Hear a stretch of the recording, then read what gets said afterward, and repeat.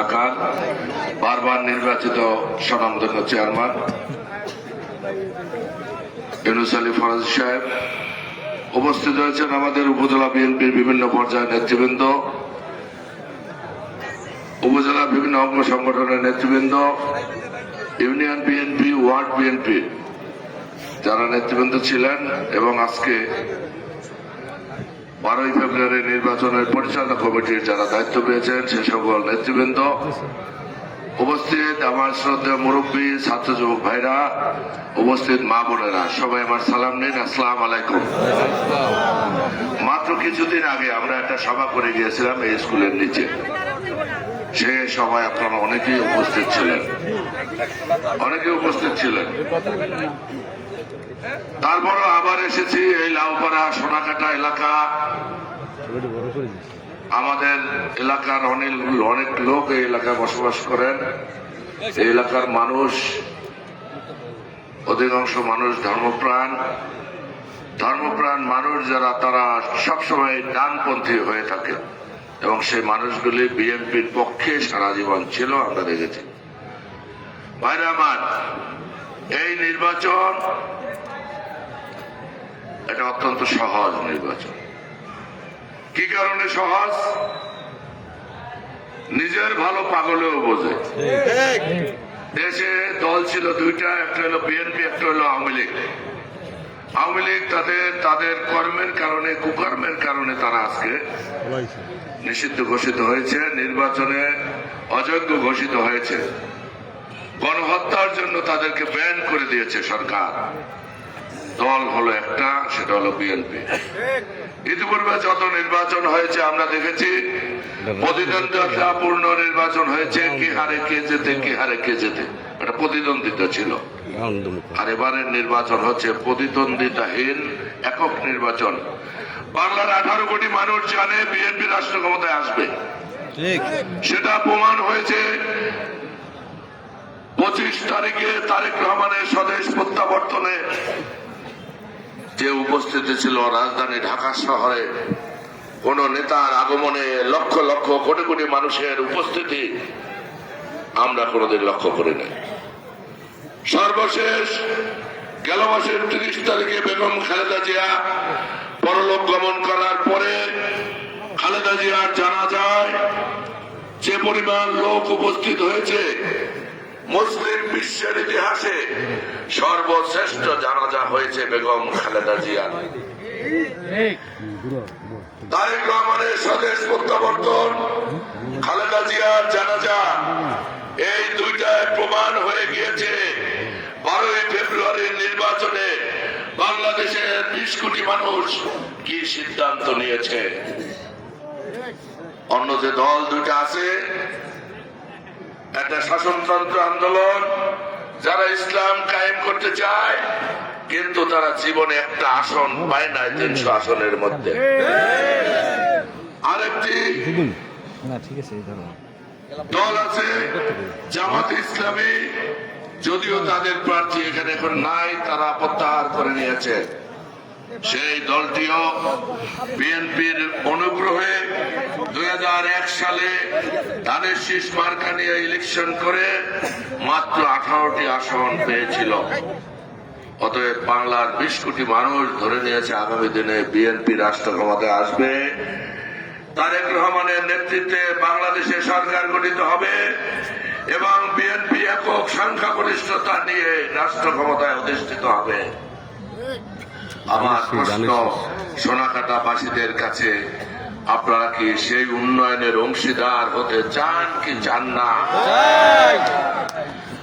আমরা যদি উন্নয়ন চাই, আমাদের থাকতে হবে ধানের শীষের পক্ষে, আমাদের থাকতে হবে তারেক রহমানের পক্ষে। তাহলে আমরা এখান থেকে নির্বাচিত করতে পারবো একজন সরকারি দলের সংসদ সদস্য। এটা সরকারি দলের সংসদ সদস্য আপনারা যদি নির্বাচন করতে পারেন, সেই সদস্য যদি এলাকার প্রতি মায়া থাকে, টান থাকে, 5 থেকে 6 হাজার কোটি টাকার উন্নয়ন করা সম্ভব। আর যদি সেটা অন্য কোন দলের হয় তাহলে 5 থেকে 6 লাখ টাকার কাজে আপনাদের আসবে না এই এলাকার মানুষের। অতএব আমরা যদি উন্নয়ন চাই, আমাদের সকল ক্ষেত্রে আপনারা দেখেন, সকল ক্ষেত্রে রাস্তাঘাট নাই, ব্রিজ কালভার নাই, শিক্ষা নাই, স্বাস্থ্য নাই, সকল ক্ষেত্রে আমরা অন্যান্য জেলার চেয়ে অনেক পিছিয়ে আছি। আপনার এখানে হাসপাতাল আছে, ডাক্তার নাই, 2-1 ডাক্তার আছে, নার্স নাই, যা আছে তাতে পর্যাপ্ত চিকিৎসা সেবা নাই। বরগুনা জেলা হাসপাতাল 270 শয্যার হাসপাতাল, সেখানে কোনো চিকিৎসক নাই, সেখানে একটা আইসিইউ নাই, সেখানে সামান্যতম একটা সিজার অপারেশন হয় না। একটা দরিদ্র রোগী যখন সেখানে যায়, সেই রোগীটাকে রেফার করে দেওয়া হয় বরিশাল মেডিকেলে। সেই রোগীর পক্ষে অ্যাম্বুলেন্স ভাড়া দেওয়া সম্ভব নয়। সেই রোগীর পক্ষে রোগীর সাথে বরিশালে হোটেলে থেকে, বোর্ডিং এ থেকে, খাওয়া দাওয়ার, ফার্মেসির থেকে ওষুধ কেনার পয়সা তাদের কাছে থাকে না। অথচ অত্র এলাকার জনপ্রতিনিধিরা কখনো উপলব্ধি করে না জনগণের জন্য এই কাজগুলি করা তাদের নৈতিক দায়িত্ব। জনগণ ম্যান্ডেট দিয়েছে তাদের কাজের জন্য, জনগণ ম্যান্ডেট দিয়েছে জনগণের স্বার্থ সংরক্ষণের জন্য, কিন্তু সেই কাজগুলো তারা করে না। আজকে আপনারা দেখেন, আমি অনেক জায়গায় দেখেছি এখনো এলাকায় ভাঙা ব্রিজ, ভাঙা চার রয়েছে, বাঁশের সাঁকো রয়েছে, অনেক ব্রিজ ভেঙে রয়েছে, পাটাতন দিয়ে তক্তা দেওয়া হয়েছে। আমার মা বোনেরা স্কুল কলেজে যেতে পারে না। এই সিজনে যখন রাস্তা দিয়ে যায় ধুলে মাখামাখি হয়ে যায়, আবার যখন আষাঢ় শ্রাবণ মাস আসে তখন জুতো পরে রাস্তায় হাঁটা যায় না। হাঁটু সমান পেট কাদার মধ্যে আমাদের ছেলেমেয়েরা স্কুলে যায়, অথচ দেখার কেউ নাই। সবকিছু দেখলে মনে হয় বরগুনা ছিল একটা অভিভাবক শূন্য জেলা, যে জেলার কোন অভিভাবক ছিল না, যে জেলার কোন মালিকানা ছিল না। মানুষের ন্যূনতম উন্নয়নের কথা যে সকল নেতারা চিন্তা করে নাই, যে সকল রাজনৈতিক নেতৃবৃন্দ জনগণের সামান্যতম স্বার্থের কথা চিন্তা করে নাই, আপনারা যুগ যুগ ধরে তাদেরকে লালন করেছেন, আপনারা যুগ যুগ ধরে তাদেরকে প্রতিষ্ঠিত করেছেন। আজকে যারা আপনাদের মাধ্যমে নেতৃত্ব পেয়েছে, শত শত কোটি টাকার মালিক হয়েছে, ঢাকা ফ্ল্যাট কিনেছে, বাড়ি করেছে, হোটেল রেস্টুরেন্ট করেছে, সরকারি জমি দখল করেছে, একরে একরে জমি ক্রয় করেছে, সেই সকল নেতারা আজকে আপনাদের অরক্ষিত রেখে পালিয়েছে। তাদের সন্তান সন্ততি রেখে নিয়ে তারা পালিয়েছে তাদের সম্পদ নিয়ে। যারা আপনারা দীর্ঘদিন তাদেরকে নেতা বানিয়েছেন, সম্পদের মালিক বানিয়েছেন, 5ই আগস্টের আগে একটা বারের জন্য চিন্তা করে নাই যে এই লোকগুলিকে আমরা কার হাতে দিয়ে আমরা যাই। কিন্তু তারপরেও আমার নেতৃবৃন্দ, বিএনপির নেতৃবৃন্দ আপনাদের পাহারা দিয়েছে, আপনার সম্পদ রক্ষা করেছে, আপনার উপর অযাচিত কোনো হস্তক্ষেপ না হয় সেই বিষয়ে দেখেছে। হিন্দু ভাইদের পুজো মণ্ডপ পাহারা দিয়েছে, ব্যবসা প্রতিষ্ঠান পাহারা দিয়েছে, বাড়িঘর পাহারা দিয়েছে আমার নেতৃবৃন্দরা।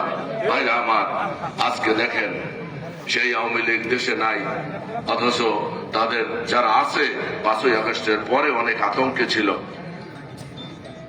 তাদের মহাসচিব সেক্রেটারি জেনারেল ওবায়দুল কাদের বলেছিল শেখ হাসিনার যদি পতন হয় তাহলে 48 ঘন্টার মধ্যে 5 লক্ষ নেতাকর্মীকে নিহত করা হবে।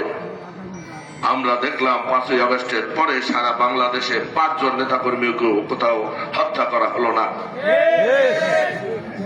বরং বিএনপির নেতৃবৃন্দরা তাদের পাহারাদারের কাজ করেছে, তাদেরকে পাহারা দিয়ে, তাদেরকে সান্ত্বনা দিয়ে, আশ্বস্ত করে তাদের পরিবার পরিজনকে নিয়ে থাকার সুযোগ করে দিয়েছে। ভাই আমার, আজকে বলতে চাই এই তালতলিতে পর্যটনের অপার সম্ভাবনা রয়েছে, আমাদের ডিসি পয়েন্ট রয়েছে, শুভ সন্ধ্যা রয়েছে, আমাদের এখানে ইকো পার্ক রয়েছে। এগুলাকে যদি আমরা সরকারের দৃষ্টিতে আমরা নিয়ে আসতে পারি, আমরা এখানে ট্যুরিজম করে আমরা এটাকে সরকারের দৃষ্টিতে যদি আনতে পারি, এই সেক্টরটাকে সামনে রেখেও আমরা এইসব এলাকায় অভূতপূর্ব উন্নয়ন আমরা সাধন করতে পারি। আমরা মালয়েশিয়ায় দেখেছি, আমরা শ্রীলঙ্কায় দেখেছি, ছোট ছোট দেশ, তাদের অর্থনৈতিক উৎস একমাত্র হলো পর্যটন। সেই পর্যটন শিল্প দিয়া তারা অর্থনৈতিকভাবে স্বাবলম্বী হয়েছে, তারা অর্থনৈতিকভাবে স্বাবলম্বী হয়েছে, অনেক উচ্চতায় চলে গিয়েছে তাদের অর্থনীতি। অথচ বরগুনা জেলার আমার 3টি উপজেলা রয়েছে বঙ্গোপসাগর বেষ্টিত। বিগত সরকারগুলি এই পর্যটন শিল্পে তারা কোনো আগ্রহ প্রকাশ করে না। আল্লাহ যদি আমাকে কামিয়াব করে, আপনারা যদি আমাকে ভোট দিয়ে নির্বাচিত করেন, ইনশাআল্লাহ এইসব সেক্টরে আমি সকল ক্ষেত্রে আমি উন্নয়নের জন্য সকল মন্ত্রণালয়ে ঘুরে ঘুরে আমি এই সমস্ত এলাকায় উন্নয়ন করব। ভাইরা আমার, আমি ইতিমধ্যেই উন্নয়নের জন্য বরগুনা আমতলী, তালতলী যারা চাকরিজীবী আছে, যারা মন্ত্রণালয়ে বড় বড় পদে আছে, অন্যান্য সেক্টরে যারা বড় বড় চাকরি করে, এবং এইসব এলাকার যারা ঢাকায় বড় বড় ব্যবসা করে, বড় বড় ব্যবসায়ী আছে, আমি তাদের দ্বারে দ্বারে গিয়েছি। আমরা সম্মিলিত প্রয়াস ছাড়া এই অবহেলিত বরগুনাকে টেনে তোলা সম্ভব নয়। অথচ আমরা যদি এই সকলকে নিয়ে ঐক্যবদ্ধ ভাবে আমরা পরিকল্পিত ভাবে কাজ করি, তাহলে আমাদের এই 3 থানায় আমরা অভূতপূর্ব উন্নয়ন আমরা করতে পারবো। বাইরে আমার, আজকে আমি বলতে চাই, বিগত সরকারগুলি কি করেছে কি করে নাই আপনারা জানেন। এইসব ব্যাপারে আমি কোনো কথা বলতে চাই না, আমি কোনো কথা বলবো না, সবার সবকিছু জানা আছে। তবে আমি বলতে চাই, আজকে যারা আমাদের প্রতিপক্ষ এখানে নির্বাচন করছেন, আপনারা যারা ভোটাররা আছেন, ওনার সমর্থক, উনি ক্যান্ডিডেটকে প্রশ্ন করবেন যে ভাই আমরা আপনাকে ভোট দিলাম, আপনি আমাদের কি কি দিতে পারবেন সেটা বলেন।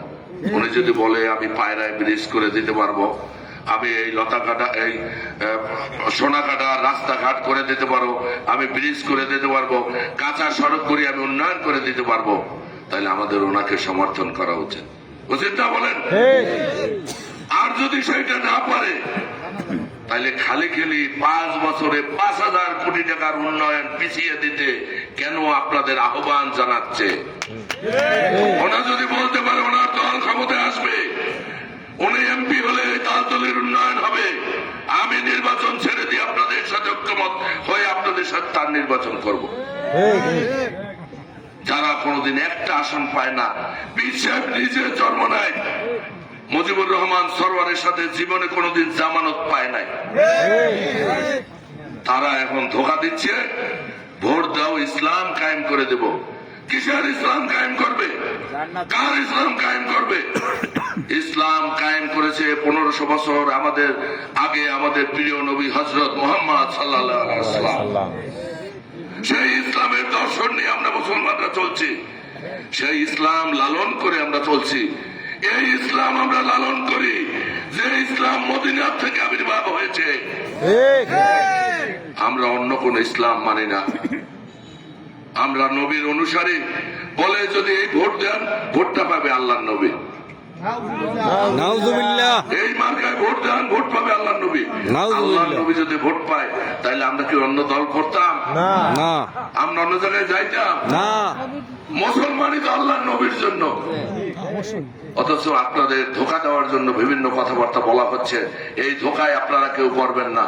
সারা জীবন শুনেছি তোমরা আমাকে ভোট দাও আমি তোমাদের উন্নয়ন দিব, তোমরা আমাকে ভোট দাও আমরা তোমাদের নিরাপত্তা দেব। এবার নির্বাচনে প্রথম শুনলাম যে আমাকে ভোট দাও আমি তোমাকে বেহেশতে দেব। এগুলি তারা পরে আমি সেদিন চৈতার পীর সাহেবের একটা মাহফিলে ছিলাম, আরো 2-1 শর্ষিনার পীর সাহেবের মাহফিলে ছিলাম, বলছে ইসলামকে যারা অপব্যাখ্যা দিয়ে মুসলমানকে ভুল পথে নিয়ে যাচ্ছে তারা হবে সর্বাগে হবে দোজখী। অর্থাৎ ইসলাম চলবে নবীর নির্দেশনা অনুযায়ী, কোরআনের নির্দেশনা অনুযায়ী। সেটাকে যদি ভুল ব্যাখ্যা দেওয়া হয় এবং 2 দিন পরে প্রকৃত সত্য কোনটা বলে সেটা অনেক সময় বোঝা মুশকিল হয়ে যাবে। আসলে প্রকৃত মানুষ একটা বিভ্রান্তির মধ্যে পড়ে যায়। অতএব এই বিভ্রান্তির মধ্যে আমরা পড়বো না। আমরা ইনশাল্লাহ, তারেক রহমান বলেছে বিএনপি ক্ষমতায় আসলে কোরআন সুন্নাহ বিরোধী কোন আইন হবে না। এই সংবিধানে প্রথম বিসমিল্লাহির রহমানির রহিম শহীদ রাষ্ট্রপতি জিয়াউর রহমান অন্তর্ভুক্ত করে গেছেন। বিএনপির সময় কোনোদিন কোথাও মাহফিল বন্ধ হয় নাই, বিএনপির সময় কোনোদিন উরুস বন্ধ হয় নাই, কোনো পূজা মণ্ডপে আঘাত করা হয় নাই, পূজা মণ্ডপ বন্ধ হয় নাই। বিএনপি এমন একটা দল সর্বদলের সমান স্বাধীনতায় বিশ্বাস করে, সর্বদলের সমান নিরাপত্তায় বিশ্বাস করে। অতএব আমরা এক সমাজে থাকি, আমরা ধর্মে ধর্মে করে বিভাজন নাই, যার ধর্ম সে করবে। হিন্দু ভাইদের আমি বলতে চাই, আওয়ামী লীগের সময় আপনারা ভেবেছেন এরাই আমাদের অভিভাবক, প্রকৃত অভিভাবক, কিন্তু সেই অভিভাবকরা আপনাদের ছেড়ে পালিয়েছে। আজকে আমরা আপনাদেরকে আশ্রয় দিয়েছি। ভবিষ্যতে আমি আপনাদের বলতে চাই, সেই আওয়ামী লীগের আমলে যতটা না ভালো ছিলেন, ইনশাআল্লাহ বিএনপি সরকারে আসার পরে আপনারা তার থেকেও কয়েকশো গুণ ভালো থাকবেন, নিরাপদে থাকবেন। সেই নিশ্চয়তা ইনশাআল্লাহ আমরা সবাইকে দেব। ভাইরা আমার, 12ই ফেব্রুয়ারি নির্বাচনের ভিতর হয়তো আমার এদিকে আর আসা হবে না। বিশাল একটা সমুদ্রের মতো নির্বাচন, 5,20,000 ভোটের নির্বাচন। অনেক ভোটারদের কাছে আমার যাওয়া সম্ভব হবে না। আপনারা এই সোনাকাটাবাসী যারা এখানে উপস্থিত হয়েছেন এবং আপনাদের সকলকে আমি অনুরোধ জানাচ্ছি, আমার পক্ষ থেকে যাদের সাথে আমার দেখা হয় নাই, আপনারা আমার সালাম পৌঁছে দেবেন। সকলকে ধানের শীষে পক্ষে থাকার জন্য বলবেন। ধানের শীষের পক্ষে থাকলে ইনশাআল্লাহ বরগুনা অভূতপূর্ব উন্নয়ন হবে। কাজ করার আমার আগ্রহ আছে, কাজ করতে চাই। এবং আমি আপনাদের দৈনন্দিন যে নিরাপত্তা, মিথ্যা মামলা, ষড়যন্ত্রমূলক হয়রানি, এগুলো আমরা বন্ধ করব। চাঁদাবাজি বন্ধ করব, সন্ত্রাস বন্ধ করব, মাদক বন্ধ করব। এবং এই হাট বাজার নিয়েও অনেক কথা আমি শুনেছি। অবৈধভাবে কোন টোল শুধু এখানে নয়, পুরা তালতলি কোন হাটে বাজারে হবে না, আমি আপনাদের নিশ্চয়তা দিয়ে গেলাম। যদি কোথাও জরিমানা দিতে হয় আমার পকেট থেকে দেব। সাধারণ মানুষ হয়রানি হতে পারে, কষ্ট পেতে পারে, বর্দোয়া দিতে পারে, এরকম কোন কাজ বিএনপি দিয়া হবে না, আমরা হতে দেব না। জনগণের স্বার্থ বিরোধী কোন কাজ তালতলিত হবে না। জনগণের স্বার্থ নষ্ট হয় কোন কাজ হবে না। বিএনপি করতে হলে ভদ্রভাবে করতে হবে, মানুষের উপকার করে করতে হবে, মানুষকে ভালোবেসে করতে হবে, মানুষের বিপদে পাশে থাকতে হবে, তাহলে বিএনপি করা যাবে। আপনাদের একটা জিনিস বোঝা উচিত, আমি একটু সময় নিজের করে বেরিয়া একটা প্রোগ্রাম আছে। আপনারা জানেন 91 সালে বেগম খালেদা জিয়া প্রথম রাষ্ট্র ক্ষমতায় আসার পরে স্বৈরাচার বিরোধী আন্দোলন হয়েছে। স্বৈরাচার বিরোধী আন্দোলনে, এরশাদ বিরোধী আন্দোলনে অস্ত্রের ঝঞ্ঝানি ছিল। বেগম খালেদা জিয়া রাষ্ট্র ক্ষমতায় বসে প্রথম অপারেশন ক্লিন হার্ট দিয়েছিল। অপারেশন ক্লিন হার্ট দিয়েছিল। সেই অপারেশন ক্লিন হার্টে অনেক বিএনপির নেতারাও নির্যাতিত হয়েছে। আপনারা জানেন এরপরে এই বেগম